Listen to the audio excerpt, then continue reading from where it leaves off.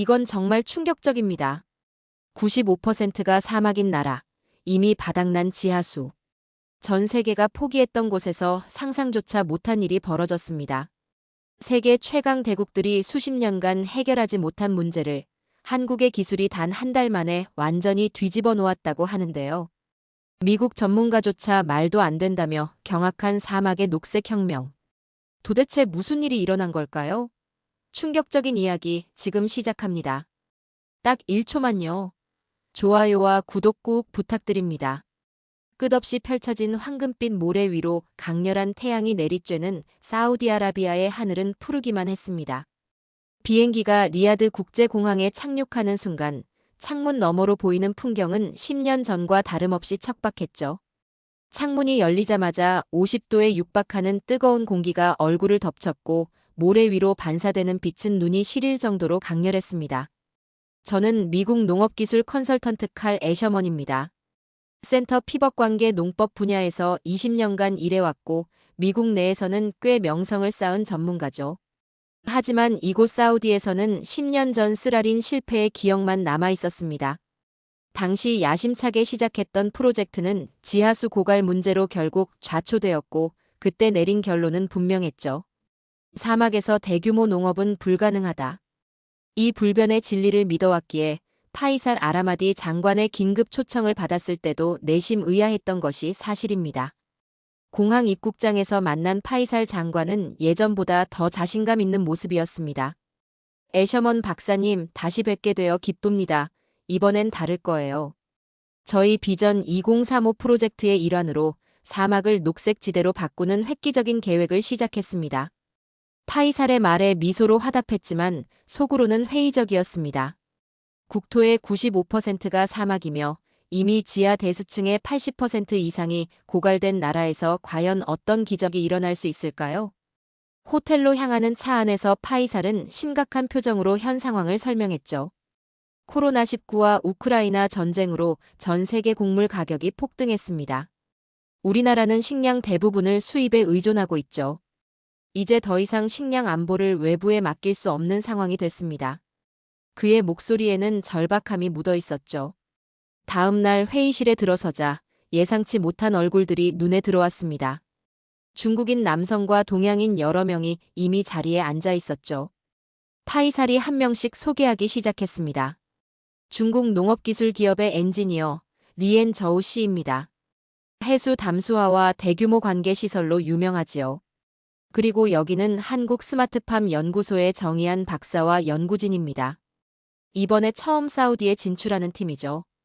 세 팀이 모인 자리에서 파이살은 뜻밖의 제안을 꺼냈습니다. 각자 다른 방식으로 사막에서 농업을 실현할 방법을 찾고 실험해 볼 예정입니다. 애셔먼 박사는 센터 피벗 농법의 개선안을, 저우 씨는 해수 담수화와 대규모 농업단지 건설을, 정 박사팀은 태양광 스마트팜 솔루션을 적용해 보는 겁니다.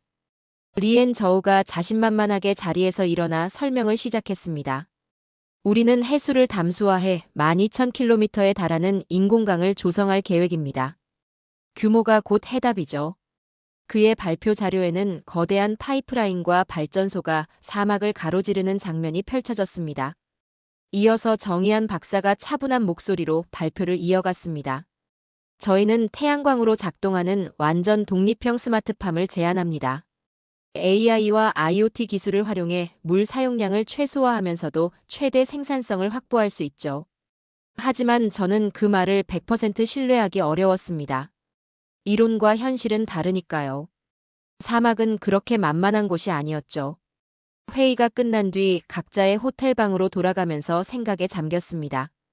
결국 실패로 끝날 텐데 이 허황된 꿈에 얼마나 많은 돈과 시간이 낭비될까? 그러면서도 한편으로는 묘한 호기심이 들었습니다. 과연 한국의 스마트팜 기술이 사막의 혹독한 환경 속에서 어떤 결과를 보여줄지 직접 눈으로 확인해 보고 싶었죠.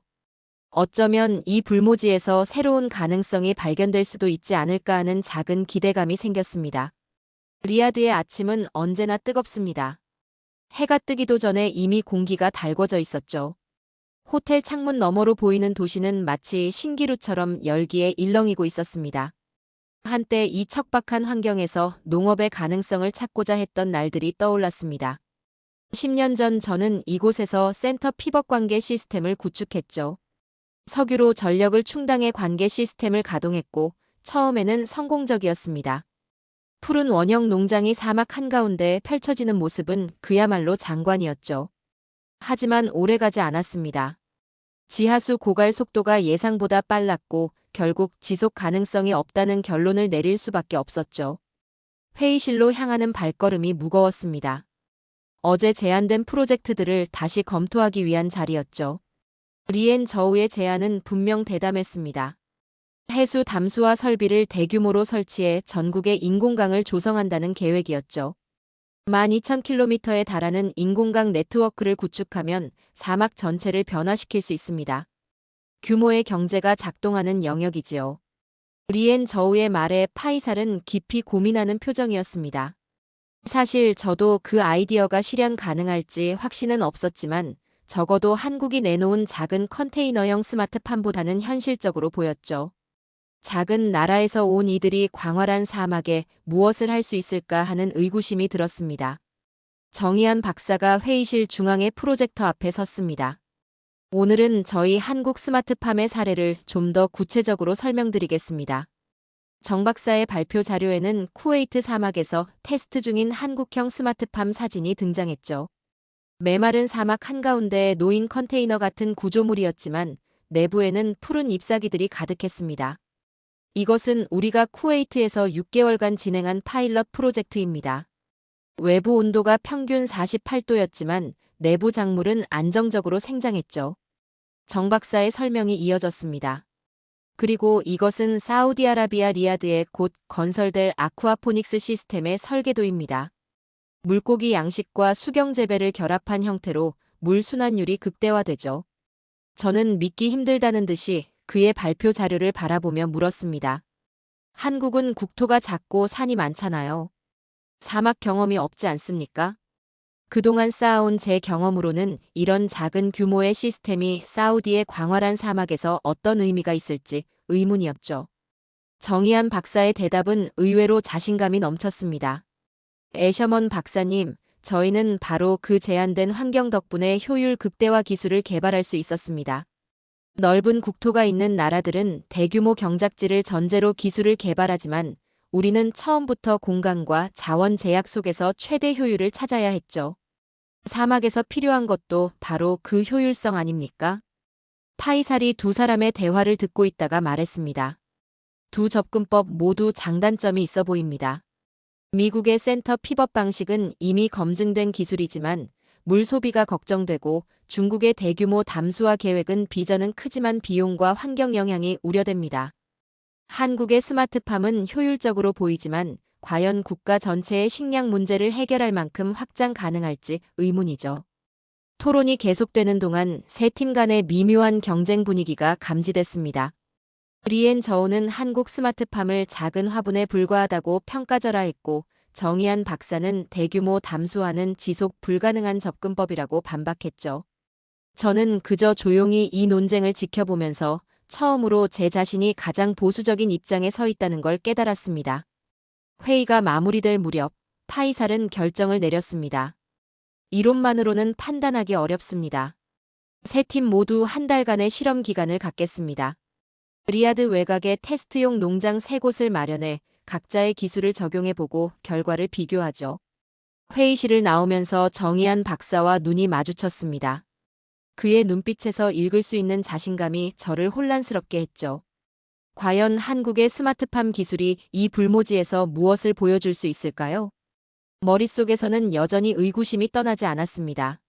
하지만 한편으로는 그들의 기술이 실제로 작동한다면 어떤 의미가 있을지 생각하니 가슴이 뛰었죠.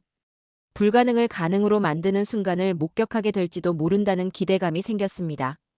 리야드 외곽 50km 지점, 끝없이 펼쳐진 모래사막 한가운데 3개의 실험 농장이 조성되었습니다.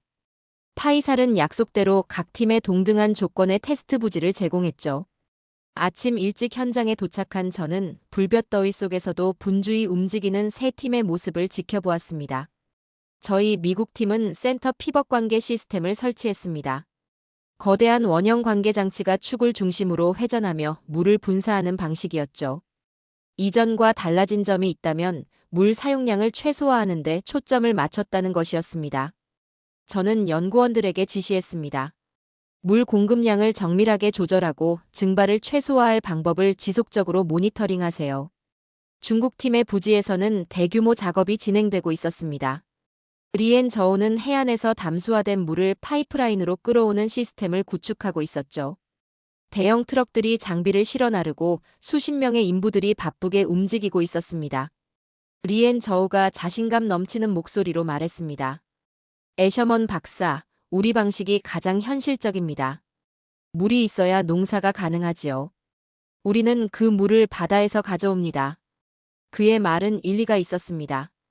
결국 농업의 핵심은 물이니까요. 하지만 저는 그 접근법의 비용과 효율성에 대해 여전히 의문이 들었죠.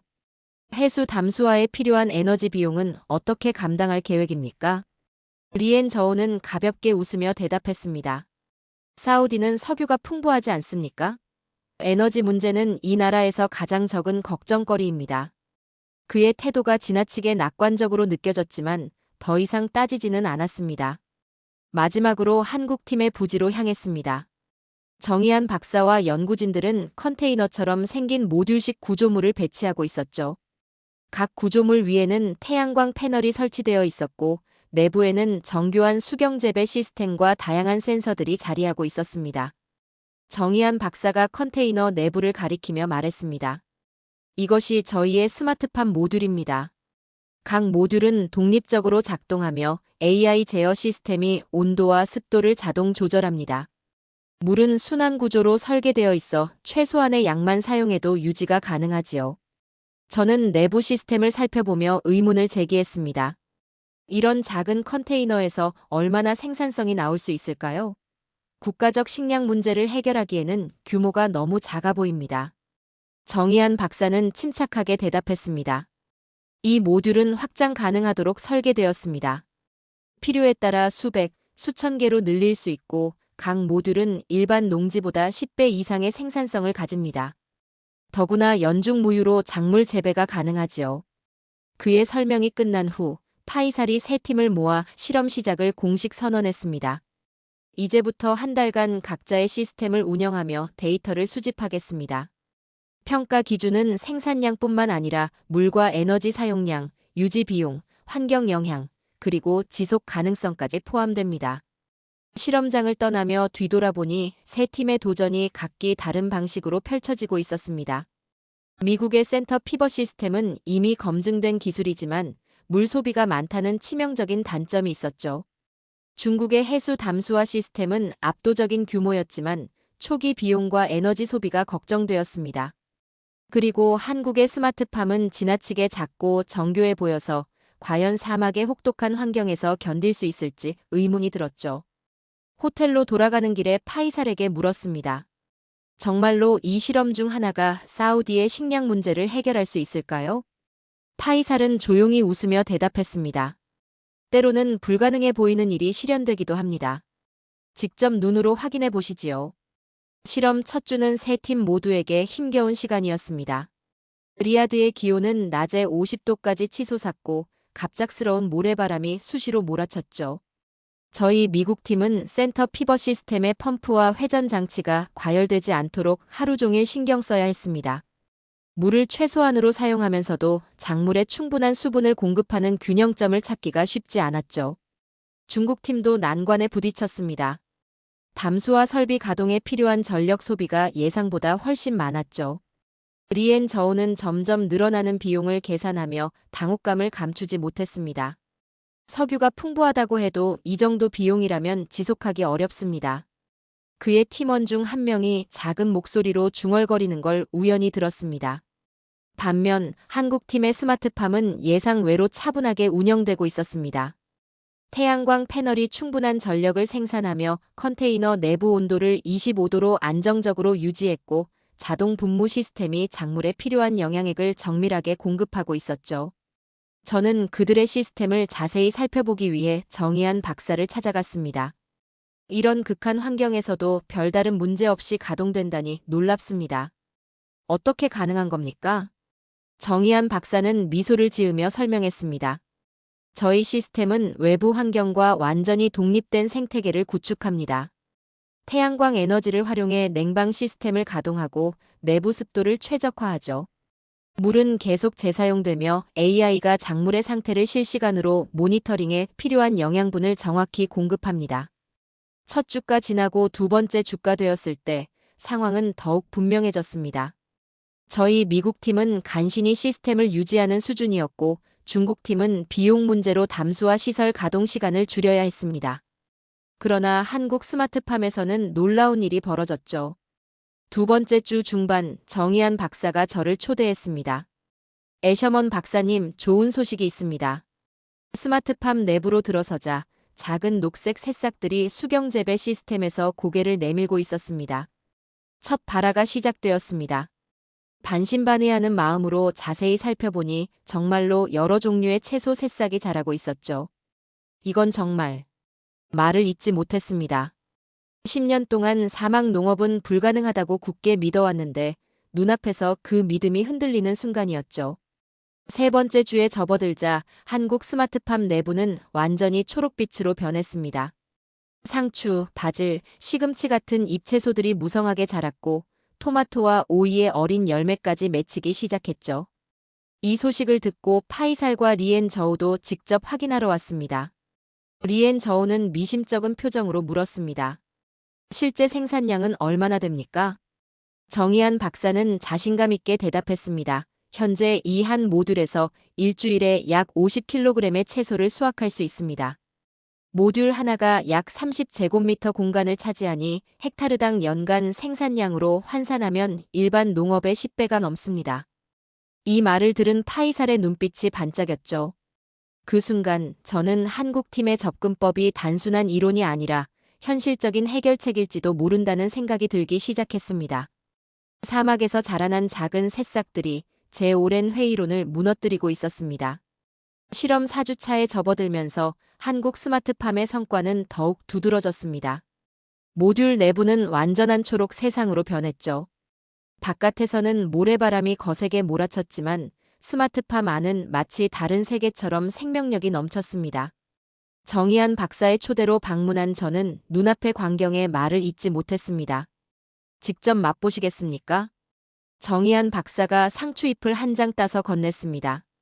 망설임 없이 받아 입에 넣었고 신선한 식감에 깜짝 놀랐죠. 이건 정말 놀랍습니다. 수입 채소보다도 신선하군요. 정의한 박사는 미소를 지으며 말했습니다. 수확 후 유통 과정 없이 바로 드실 수 있으니까요. 영양소 손실도 최소화되죠. 그러나 더 놀라운 현상은 스마트팜 모듈 주변에서 관찰됐습니다.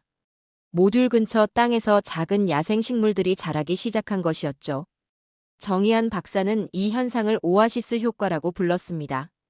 스마트팜 내부의 습도가 자연스럽게 주변 환경에 영향을 주고 있어요. 모듈이 많아질수록 이 효과도 점점 커지겠죠. 대규모로 확장하면 인근 지역 습도도 올라가면서 사막 녹화까지 가능해질 수도 있습니다. 이 말을 들은 파이살의 눈빛이 달라졌습니다. 단순히 식량 생산뿐만 아니라 환경 변화까지 가져올 수 있다는 말씀인가요? 정의한 박사는 고개를 끄덕였습니다. 장기적으로 보면 그렇죠. 물론 시간이 필요하겠지만 충분한 수의 스마트팜이 운영되면 국지적인 기후 변화도 기대할 수 있습니다. 리엔 저우는 여전히 회의적인 표정이었습니다. 일시적인 착시 효과에 불과해요. 그런 작은 변화가 사막 전체에 영향을 미칠 리 없죠. 그러나 파이살은 이미 확신을 갖게 된 듯 했습니다. 그는 저에게 따로 의견을 물었습니다. 애셔먼 박사님은 어떻게 생각하십니까? 저는 솔직하게 대답했습니다. 처음에는 저도 회의적이었습니다. 하지만 직접 눈으로 본 결과는 분명하죠. 한국의 스마트팜 기술은 예상을 뛰어넘는 성과를 보여주고 있습니다. 물 사용량은 최소화하면서도 놀라운 생산성을 달성했고 에너지도 자체적으로 생산하죠. 저희 센터 피벗 시스템은 여전히 물 소비가 크고 중국의 담수화 방식은 비용 문제가 심각합니다. 파이살은 새 실험장을 차례로 둘러본 후 각 팀의 데이터를 꼼꼼히 검토했습니다.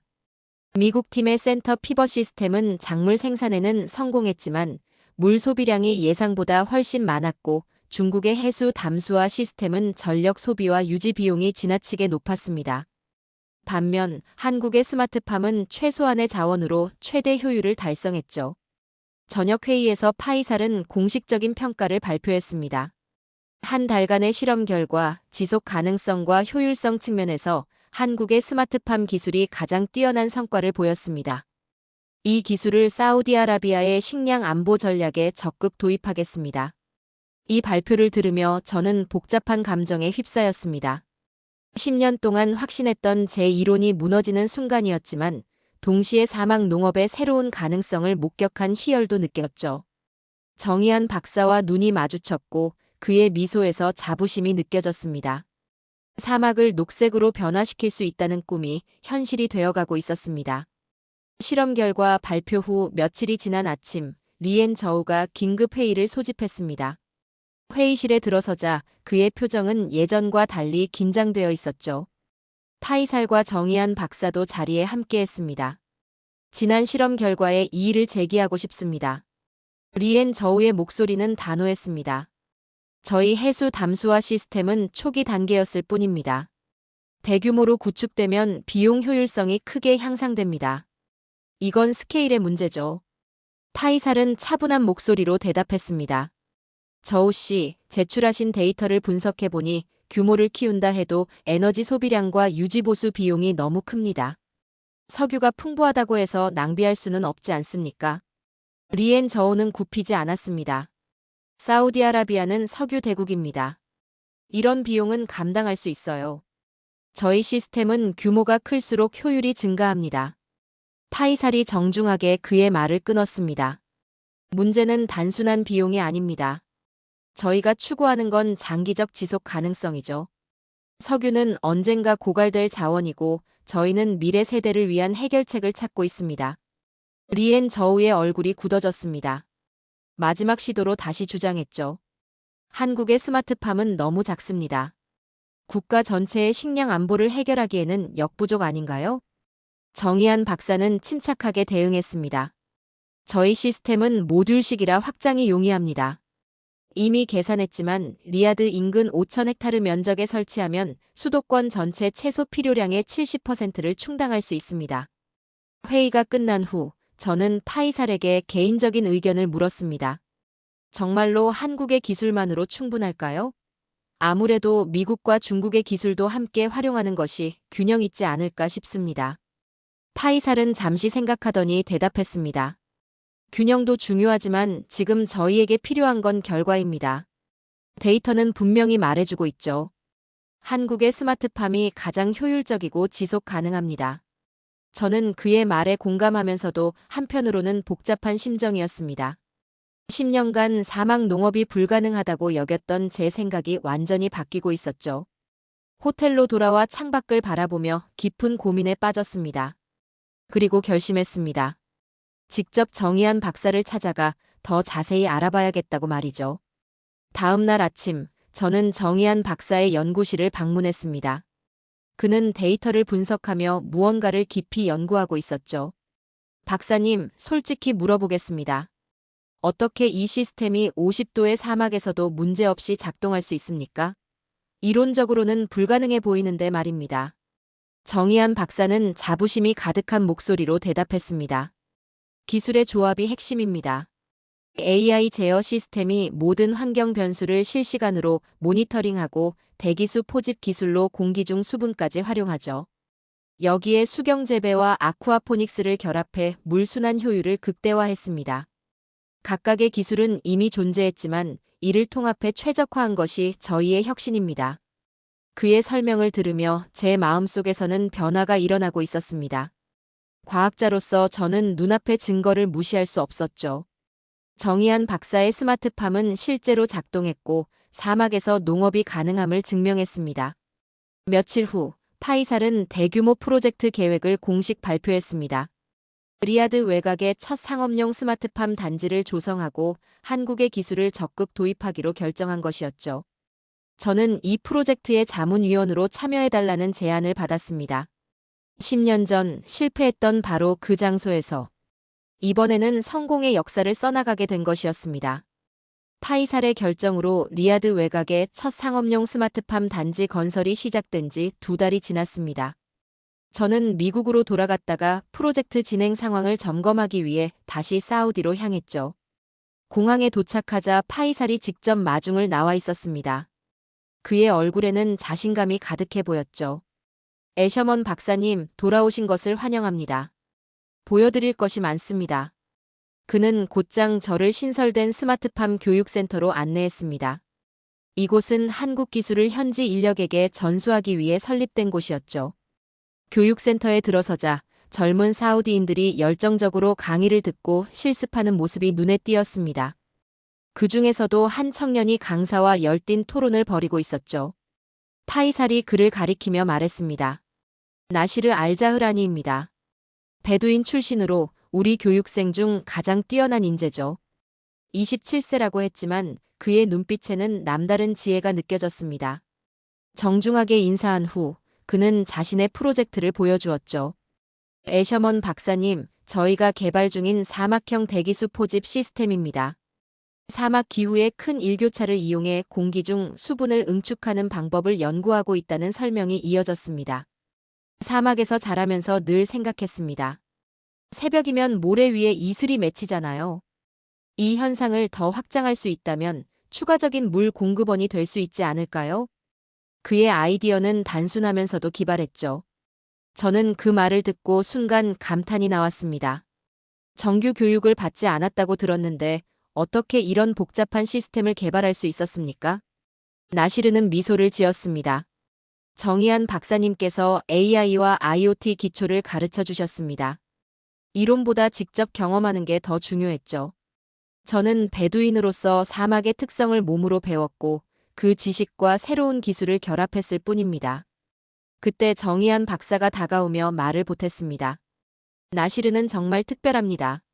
처음에는 농업 지식이 없었지만 사막 환경에 대한 그의 직관은 놀라울 정도였어요.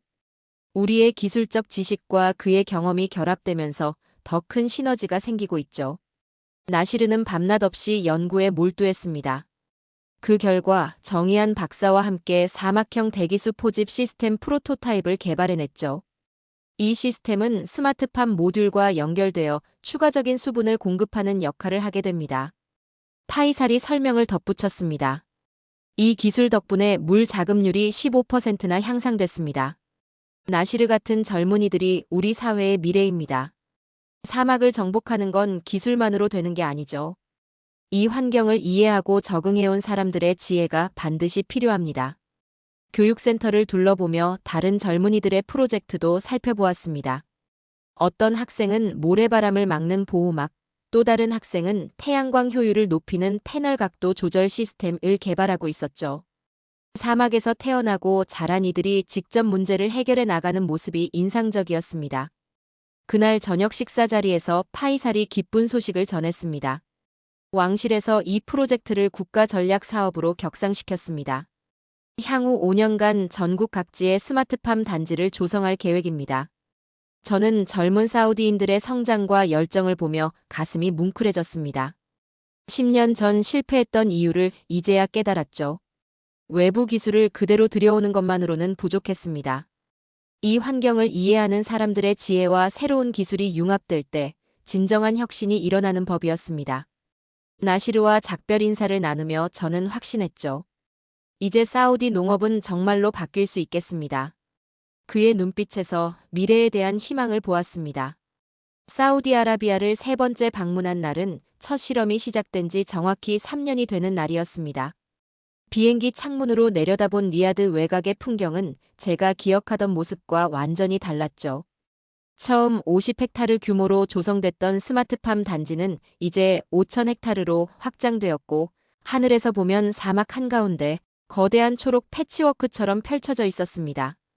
공항에서 저를 맞이한 건 나시르였습니다. 이제 그는 사우디 스마트팜 연구소의 부소장이 되어 있었죠. 애셔먼 박사님, 오랜만입니다. 많은 것이 변했죠. 직접 보여드리겠습니다. 우리는 곧장 스마트팜 단지로 향했습니다. 입구에 들어서자 거대한 현대식 시설이 눈앞에 펼쳐졌습니다. 한국과 사우디가 합작으로 건설한 아쿠아포닉스 방식의 대규모 농장에서는 수백 명의 직원들이 분주히 움직이고 있었죠. 나시르가 자랑스럽게 설명했습니다. 현재 이 단지에서 하루 평균 50톤의 신선 채소와 5톤의 어류를 생산하고 있습니다. 리야드 시민들이 소비하는 채소의 40%를 공급하고 있지요.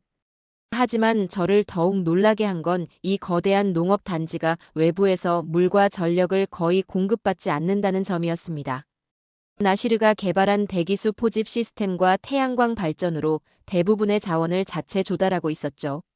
물 재사용률은 98%에 달합니다.